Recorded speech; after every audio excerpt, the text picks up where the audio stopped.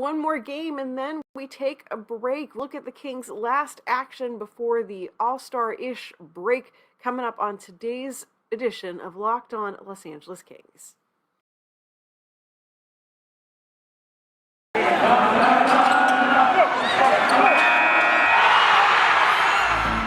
You are Locked On Kings, your daily podcast on the Los Angeles Kings. Part of the Locked On Podcast Network, your team every day.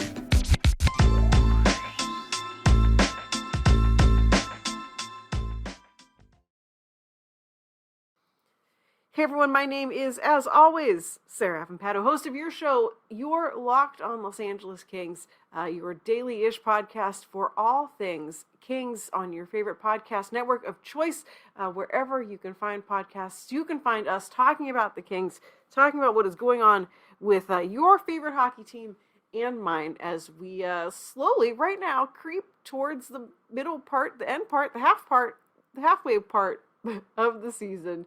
We're almost there. The All-Star break sort of is traditionally the halfway point of the season, and the Kings have just one more game to go on their current road trip before they get to break, or at least everyone except for Adrian Kempe gets to go take a break. Kempe gets to go to Vegas and be the Kings representative in the All-Star game this year, but right now we are looking forward to tonight's game against the Detroit Red Wings to round out this road trip for the Kings. If you look at their record so far, their record is 3-0-2. Wins against the Devils, Islanders, and Penguins, and then overtime losses to the Rangers and the Flyers. And yeah, that assortment of wins and losses is just as weird as you thought it would be. Because, of course, the Kings lose to the Flyers, who had just been in a, franchise worst losing streak. Kings give up not only a point, but they let the Flyers get the win in overtime there. And then they turn around and beat the Penguins, who have been one of the best teams lately in the league. For whatever reason, it seems like the Kings have the Penguins' number this season. The season series obviously is now finished, so we won't get to see them again. But it was kind of pleasant to see the Kings play against a team that is a legitimate playoff contender, a legitimate Stanley Cup contender, depending on who you ask, and see them come away with the win. Sure, they almost blew it by the end, but that's the story of the Los Angeles Kings and is something that I guess we just have to get used to. So tonight we're playing the Detroit Red Wings. It is the final matchup between our two teams this season, and the last time we met, Kings came away with a 4-0 win. Goals from Phil Deneau, Drew Doughty, Adrian Kempe, and Trevor Moore. Trevor Moore, by the way, has been on a tear lately. He was fantastic against the Penguins. He is making the most of every opportunity he's getting with this team to take a bigger role, and certainly has silenced, I think, a lot of doubters. I mean, myself included. He has not always been so impressive this season, but as of late, have really been liking what I'm seeing from him. And again, he came up huge against the Penguins, and I hope that's the Trevor Moore we get coming down the stretch. So Kings prepared to take on the Red Wings, and as always, Detroit is, struggling. They're a team that has a lot of fun young players. They're a team that has a lot to watch out for and can certainly steal a game or two. But this is a game that the Kings should win. I feel nervous saying that because, again, every time I say the Kings are going to win or they should win, they manage to blow the game. But this is a game the Kings should win. If you look back at Detroit's last 10 games, they have 4 wins in their last 10. Amazingly, for as much as people kind of look at Detroit and are like, this is not a good team, they are not nearly the worst in their division. They are 5th out of 8 teams. Below them, Buffalo, Ottawa, and Montreal. So the Red Wings are, they're a team that is rebuilding. They're a team that is still getting their young talent up to snuff, I guess you could say. But, if you look at the playoff picture, actually they're very, very far out of a playoff spot. But the division right now, if you look at the 2 wild card spots, Washington and Boston currently have the wild card spots for the East. Boston has 55 points. Detroit has 46. So obviously that's a big, huge jump. But Detroit is ahead of the rest of the pack of teams below them. Columbus, Islanders, Philadelphia. Detroit's 46 points lead that pack. So yeah, there is a big gap between them and the bona fide playoff teams.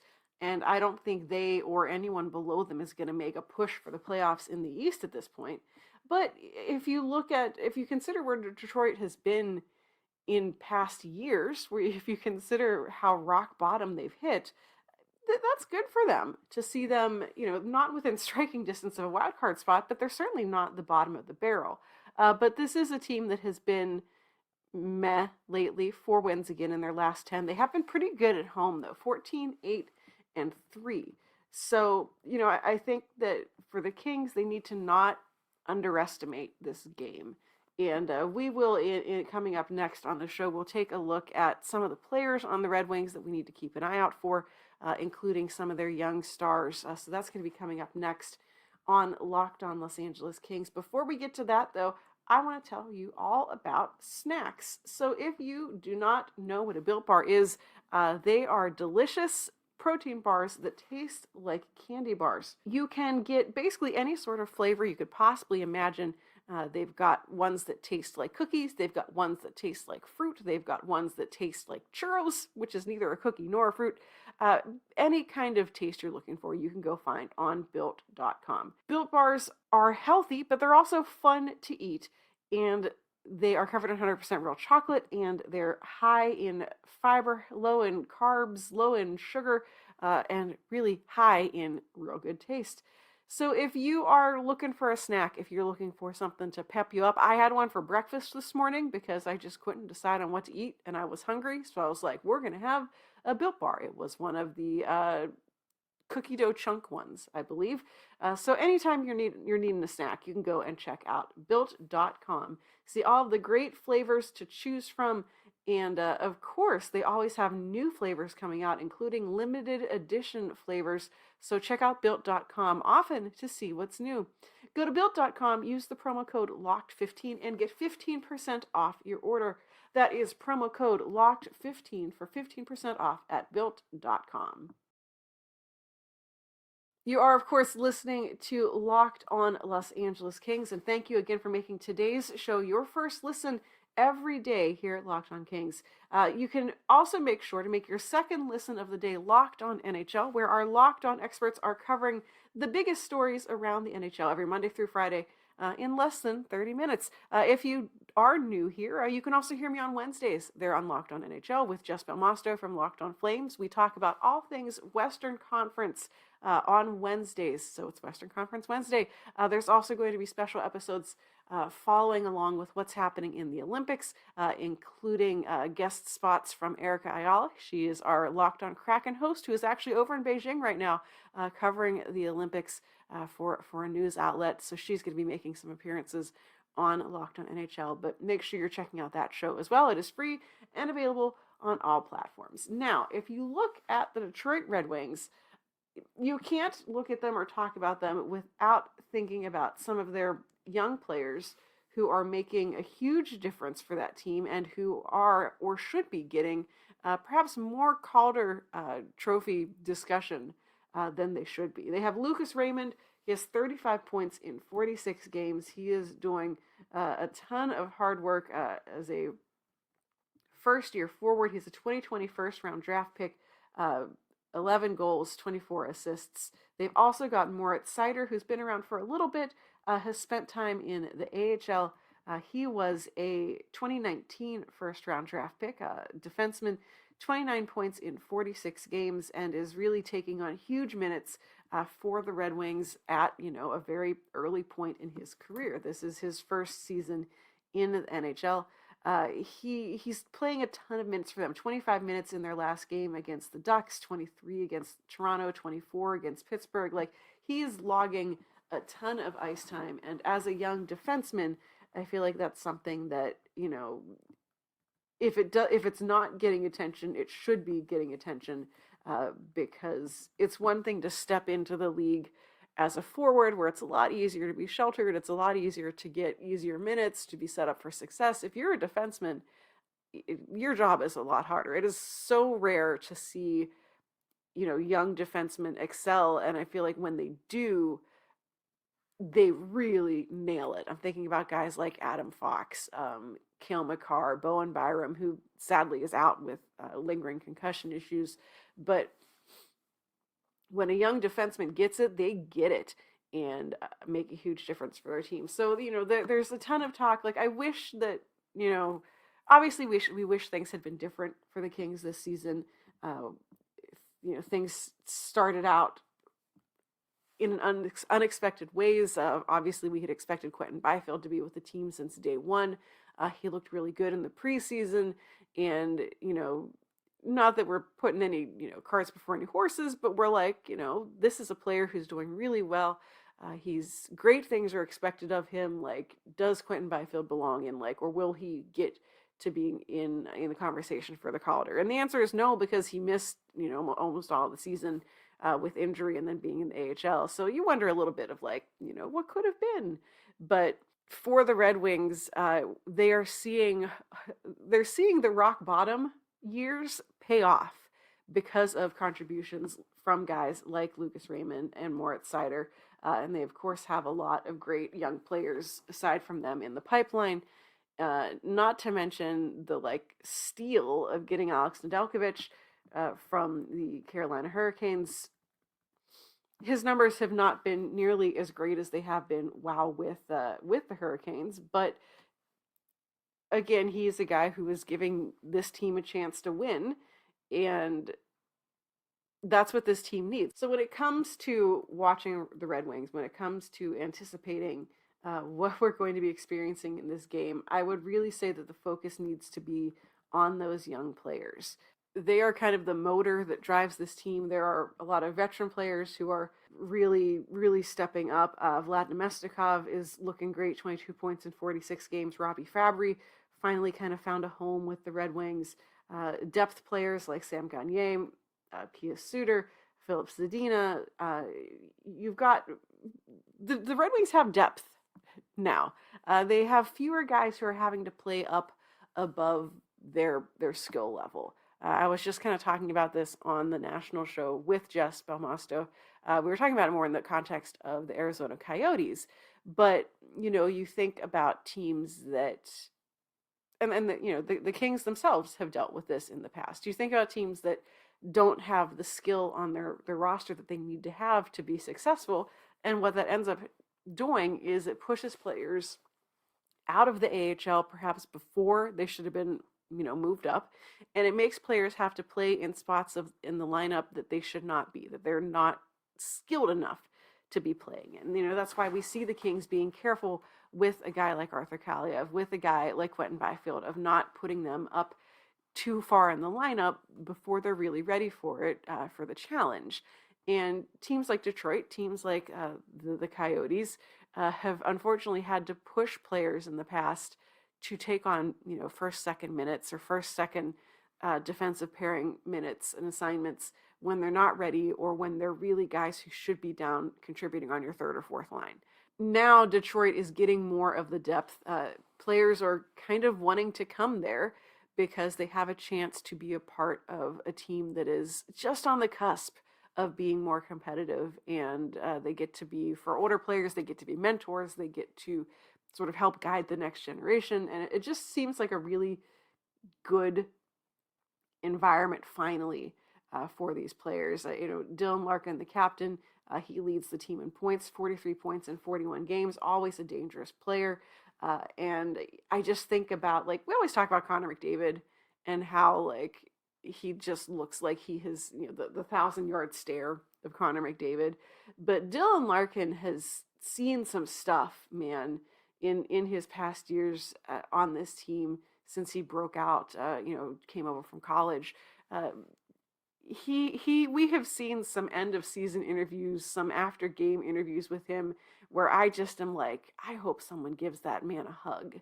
You can see the weight of losing, that frustration just weighing on him. And now he is, contributing at, top skill. He is helping lead this team. You don't see quite so many, sad Dylan Larkin interviews anymore. And that is, with the team at, their record right now, 20-20-6. So they're playing like exactly 500 hockey, which is not a place the Red Wings have been in several seasons.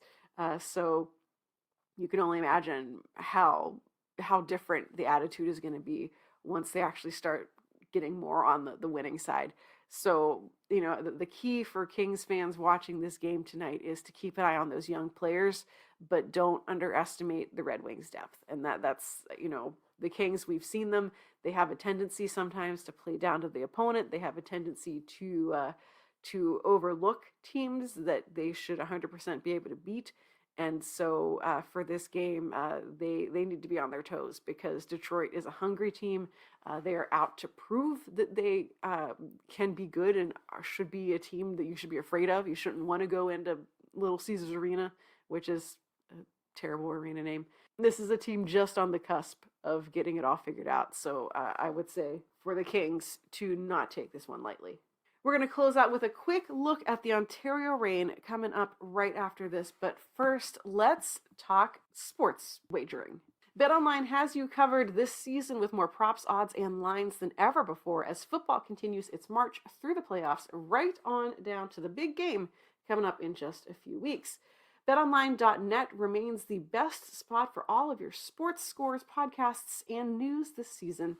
And it's not just football because BetOnline has up-to-the-minute information on pro and college hoops, the NHL, boxing, UFC, along with live, real-time updates of current games. So don't wait to take advantage of all the new, amazing offers available for the 2022 season. BetOnline, it is where the game starts. So Kings in action tonight against the Detroit Red Wings. It's their last game before we take the break for the All-Star / bye week / whatever. Game kicks off at 4:30 p.m. Pacific, so it's an early one for you guys. So we'll just sneak out of work early. It's fine. Wanted to touch as well on the Ontario Reign. We'll be talking more about them over the next week. As we have some time off from the Kings, I want to be checking in on the Reign to see, to give you guys a little bit more thoughts and feelings on what they're up to. But the Ontario Reign right now, they're doing fantastic. Quite honestly, my mind is blown with how well they're doing, weathering the losses of tons of key players. Including obviously Quentin Byfield is up with the Kings, Jacob Moverari up with the Kings, Austin Strand up with the Kings, Martin Ferk has been back and forth. They don't even have their actual head coach. John Wroblewski, again, had to step away earlier in the season for personal reasons, a personal leave of absence. No timetable on his return. Honestly, haven't heard a peep from any of my sources within the organization, but they are being led very ably without him, and this is a team that is chock full of talent and honestly one of the best in the AHL this season.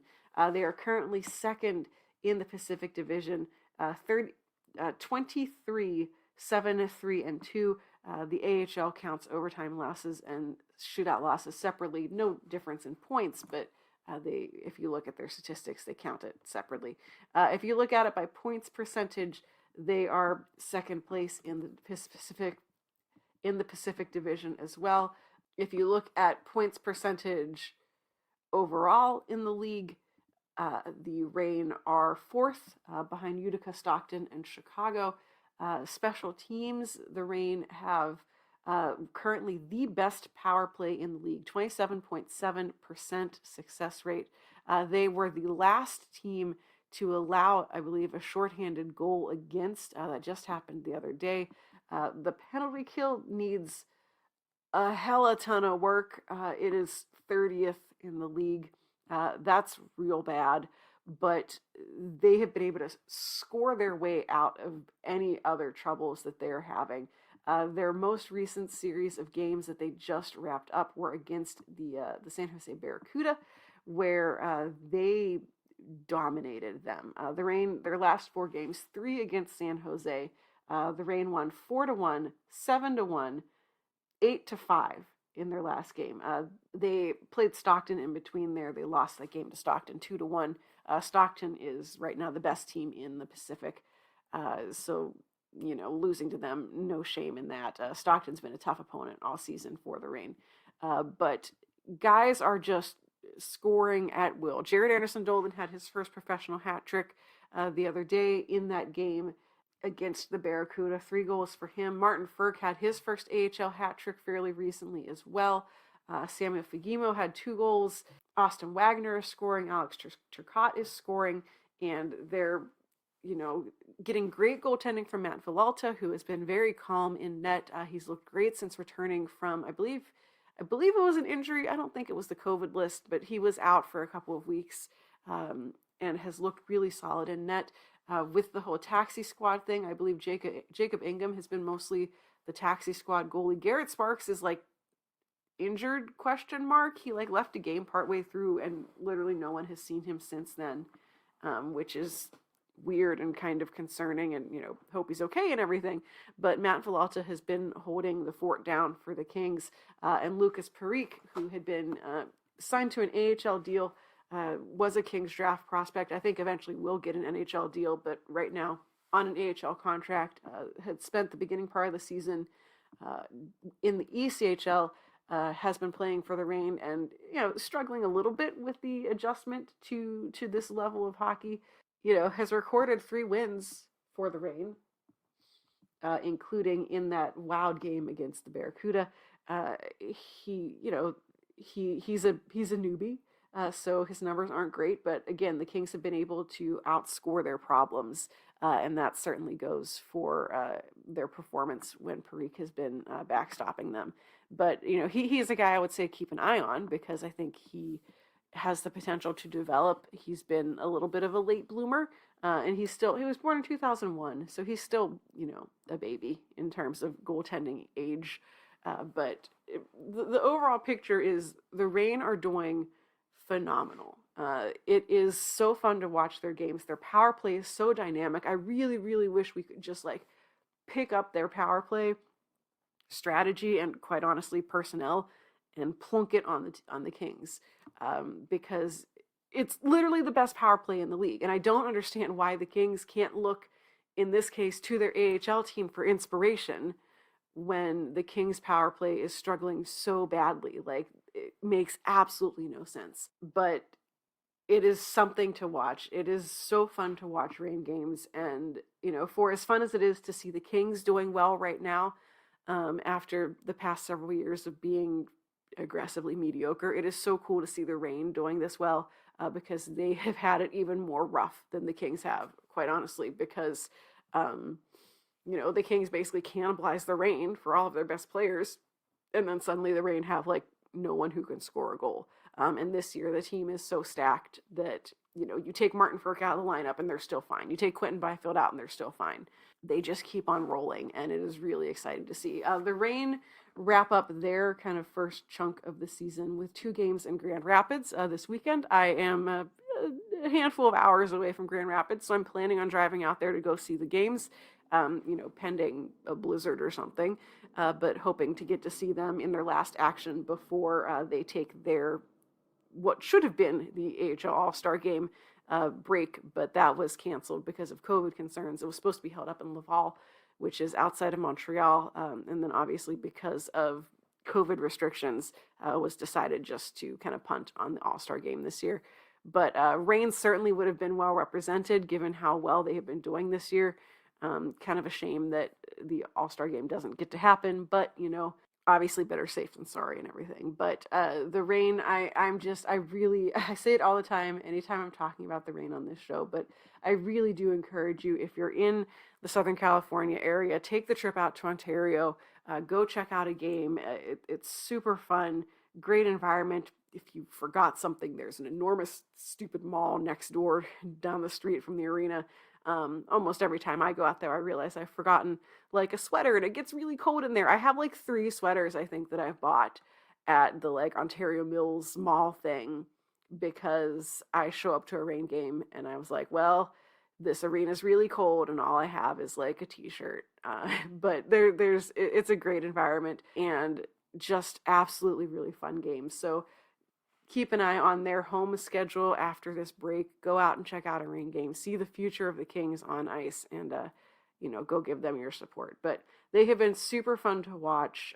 Again, just really dynamic, very creative, and they're making some noise in league circles. So I'm excited to see what is next for them. So that is it for today's show. We'll be back tomorrow where we'll check in on the results of this game against the Red Wings, and then have some cool stuff planned for you over the next week or so. We'll do more of a dive into the Reign. I'm going to be talking goaltending, about the resurgence of Jonathan Quick, and whatever else happens to float my boat while we're waiting for the Kings to get back into action. And of course, we'll keep an eye on the Olympics, because Brock Faber, our defense prospect, is heading over to Beijing to play for Team USA. So I'm really excited to get to see him on the world stage. I think it's also really great for him because he's, was supposed to be a leader on the World Juniors team for the men's World Juniors. They got kind of canceled in the middle of it because of COVID stuff. So another great chance for him to represent his country at the Olympics, which is a huge stage. So of course we'll have Brock Faber tracker throughout the Olympics as we keep an eye on him. So that is it for today. Thank you so much for listening. Make sure you're subscribing to this show wherever you get your podcasts. You can find us on Twitter at Locked on LA Kings. You can find me on Twitter at Right Said Sarah. That's WRITE Said Sarah with an H. Come say hi. Come commiserate over whatever it is that the Kings are up to next. And make sure you come back tomorrow and every day of the week for more Kings news here on Locked on Los Angeles Kings, part of the Locked on Podcast Network, your team every day.